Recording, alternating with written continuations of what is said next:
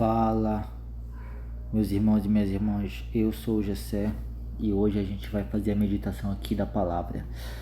Eu já fiz a meditação, já orei, só que deu erro no vídeo e eu vou ter que postar o vídeo de novo, né? Esse daqui é o segundo vídeo porque o primeiro deu falha. Eu não sei por que o motivo, mas hoje a gente vai meditar em Hebreus capítulo 7, do versículo 11 ao 28. Então, vamos começar aqui, né? Bom, Jesus é semelhante a Melquisedeque. Se fosse possível alcançar a perfeição por meio do sacerdócio levítico, visto que em sua vigência o povo recebeu a lei, por que haveria ainda necessidade de se levantar outro sacerdote segundo a ordem de Melquisedeque e não de Arão? Certo que, quando há mudança de sacerdote, é necessário que haja mudança de lei. Ora, aquele de quem se dizem essas coisas pertencia a outra tribo, da qual ninguém jamais havia servido diante do altar. Pois é bem conhecido que nosso Senhor descende de Judá. Ou seja, aqui ele está falando de Jesus. Embora Jesus tenha nascido de Nazaré, ele descende de Judá. Tribo da qual Moisés nada fala quanto ao sacerdócio. O que acabamos de dizer fica ainda mais claro quando aparece outro sacerdote semelhante a Melquisedeque. Alguém que se tornou sacerdote, não por regras relativas à linhagem, mas segundo o poder de uma vida indestrutível. Ou seja, aqui a gente já estava falando de Jesus. Porque quando se fala de uma vida indestrutível, é porque Jesus não tinha nenhum pecado. Então não tinha por que Jesus ele ter uma vida destrutível, já que ele não tinha pecado. Então a vida dele era indestrutível. Ele é indestrutível. Quando uma pessoa cometia um pecado, era necessário sacrificar o cordeiro, porque o cordeiro, na narrativa da história, é como se o cordeiro ele fosse destruído no lugar da pessoa que pecou. O cordeiro ele morre no lugar do pecador. Esse é o sentido. É por isso que Jesus ele é chamado de o Cordeiro de Deus, porque ele morreu em nosso lugar. Ele pagou um preço em nosso lugar. Jesus, que tinha uma vida indestrutível, ele absorveu os nossos pecados. Ele se tornou pecado e foi destruído por Deus na cruz. Esse é o verdadeiro sentido do Cordeiro de Deus. Ou seja, de uma forma ou de outra, isso já estava profetizado antes. Quando o Cordeiro foi sacrificado no lugar de Isaac por Abraão, aquilo dali já era uma profecia do que ia acontecer com Jesus. Continuando com o texto. Porquanto sobre ele é afirmado: tu és sacerdote para sempre, segundo a ordem de Melquisedeque. Melquisedeque foi um sacerdote bem importante no Antigo Testamento, só para dar o contexto aqui. A ordenança anterior é revogada, porque era fraca e inútil, pois a lei não havia aperfeiçoado coisa alguma. Porque a lei ela serve para mostrar o pecado. A gente tem que viver através da graça, sendo introduzida uma esperança superior pela qual nos aproximamos de Deus, ou seja, a graça de Jesus.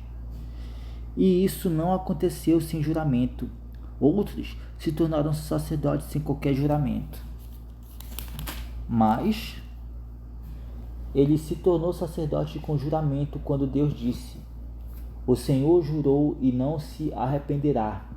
tu és sacerdote para sempre. Ou seja, Jesus, ele é sacerdote para sempre. Nos tempos antigos, quando uma pessoa pecava, ela ia até o sacerdote, né? Falava os seus pecados e o cordeiro ela era sacrificado. Jesus, ele é o sacerdote perfeito e o sacerdote eterno. Ou seja, quando nós pecarmos, é para Jesus que devemos correr. É para Jesus que devemos confessar os nossos pecados. Não é para padre, não é para papa, é para Jesus. Porque ele é o nosso mediador. É ele que abre as nossas portas para Deus. Ninguém vem ao Pai a não ser por mim. Ou seja, Jesus é a esperança. Quando errar, corre para ele. Quando pecar, corre para ele.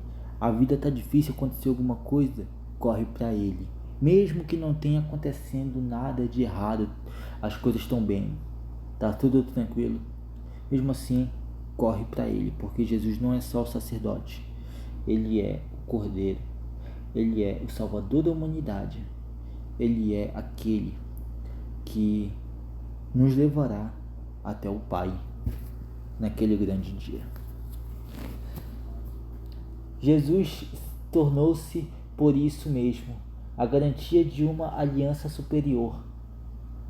Ora, aquele sacerdote tem havido muitos, porque a morte os impede de continuar em seu ofício. Ou seja, a morte impede, porque uma hora ou outra todo mundo vai morrer. Seja de velhice ou de outra coisa. Mas Jesus, ele é eterno. Ele não morre, ele não envelhece. Nada mata Jesus. Jesus, ele é eterno, ele é poderoso. Ele é o sacerdote eterno. Eu repreendo o AVC em nome de Jesus. Eu repreendo o AVC em nome de Jesus.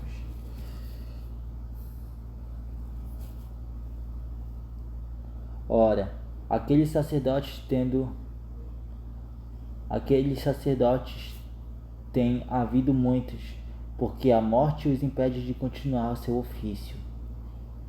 Mas visto que vive para sempre, Jesus tem um sacerdócio permanente, porque ele é eterno. Portanto, ele é capaz de salvar definitivamente aqueles que por meio dele se aproximam de Deus, pois vive para sempre para interceder por eles. É de quem um sumo sacerdote como esse que precisávamos, santo, inculpável, puro, separado dos pecadores.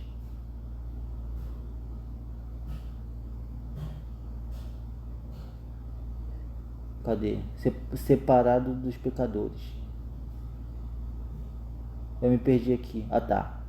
Ao contrário dos outros sumos sacerdotes, ele não tem necessidade de oferecer sacrifícios dia após dia, primeiro por seus pecados e depois pelos pecados do povo. Ele o fez uma vez por todas, quando a si mesmo se ofereceu, pois a lei constitui sumos sacerdotes a homens que têm fraquezas, mas o juramento que veio depois da lei constitui o Filho perfeito para sempre. Ou seja, Jesus, ele não é o sacerdote que ofereceu sacrifício para um cordeiro ser sacrificado no nosso lugar. Jesus, sendo o perfeito sacerdote, ele se ofereceu como o próprio cordeiro e pagou o pecado no nosso lugar. Ele não é só um sacerdote, mas ele também foi o cordeiro do sacrifício, para pagar não só pelos pecados cometidos recentemente, mas todos os pecados, desde os mais antigos até os pecados posteriores que a humanidade ia cometer depois. Tudo foi pago de uma vez, tudo, porque ele foi o sacrifício perfeito. Mas é claro, não é por causa disso que vamos abusar da graça. Se eu cometer um pecado agora, esse pecado que eu cometi, esse pecado ele já foi pago por Jesus na cruz. Mas mesmo assim, a gente não vai fazer isso, abusar da graça. Porque aquilo que eu já falei em um vídeo antigo meu, Jesus não morreu na cruz para que pudéssemos viver uma vida de libertinagem, mas sim uma vida de liberdade do pecado. Eu não sei se eu já falei isso daqui uma vez, mas eu vou falar de novo. O pecado ele parece liberdade até o momento que tu tentar sair dele, porque quando tu tentar sair do pecado, ele é uma prisão que te escraviza, que te atormenta, uma prisão que tu não consegue sair sem a ajuda do Espírito Santo. Pecar, todo mundo peca, mas tu não pode ceder, tu não pode cair na prática do pecado, viver na prática do pecado,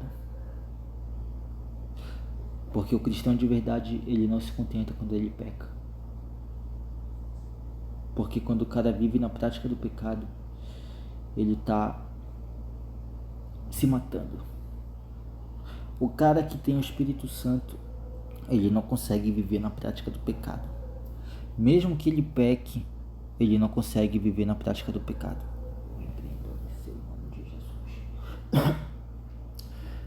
Mas é isso. Jesus, ele é o sacerdote perfeito. Ele é o cordeiro perfeito. Se tu quiser confessar o teu pecado para alguém, se tu quiser se arrepender, dobre seu joelho, ore. Não importa qual é o jeito que tu ore, só ora e fala com Jesus. Fala com Ele. Seja sincero em oração. Não precisa mentir. Deus sabe de tudo. Não tem pessoa melhor para tu desabafar do que Jesus. Seja sincero na oração. Senhor, eu fiz isso, eu fiz aquilo. Seja sincero com Jesus. Ele não vai te julgar. Ele não vai te condenar. Seja sincero com Ele. Porque diferente das pessoas que apontam o dedo pelo erro que tu cometeu, se for para Jesus, se tu confessar os teus pecados para Ele e realmente for sincero, Jesus, Ele com certeza, Ele vai perdoar os teus pecados. Se tu realmente estiver arrependido, pode ter certeza que Ele já te perdoou. Mas mesmo assim, peça perdão. Mesmo assim, ore.